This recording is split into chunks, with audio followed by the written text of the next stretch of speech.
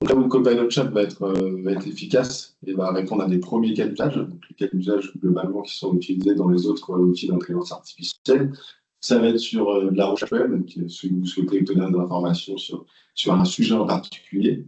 Si vous souhaitez aussi obtenir de l'information auprès d'un document que vous auriez déposé dans le Copilot Chat, donc là, il y a une petite nuance. L'idée, c'est que c'est vous qui déposez le document régulièrement.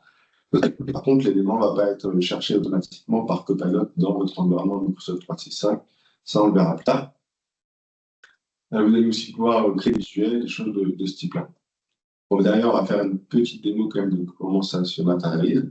Et par contre, donc, là où Copilot Chat ne sera pas bon, ou tout simplement ne rendra pas de réponse, c'est si vous souhaitez interroger des données de votre organisation, donc des données qui auraient dans votre messagerie Outlook, par exemple, des données que vous auriez dans une équipe Teams, ou des données que vous auriez sur le site SharePoint ou des sites SharePoint de votre entreprise. Ce que je vais faire, c'est que je vais passer à une petite démo.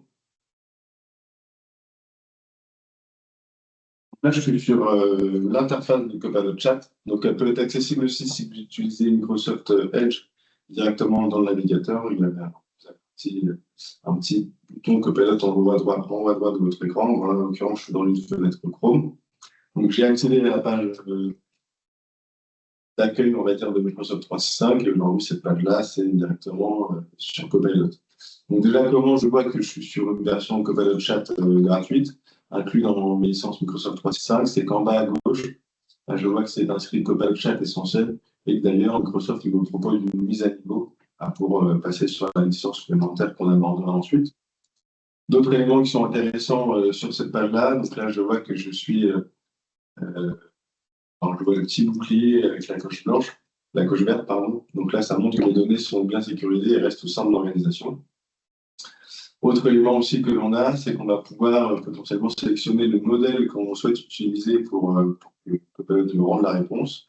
En l'occurrence, là, dans notre tenant que je vous présente à l'écran, on n'a pas activé la partie modèle anthropique. Si jamais dans votre structure, dans votre société, les modèles anthropiques sont activés, vous aurez la possibilité de switcher sur ces modèles.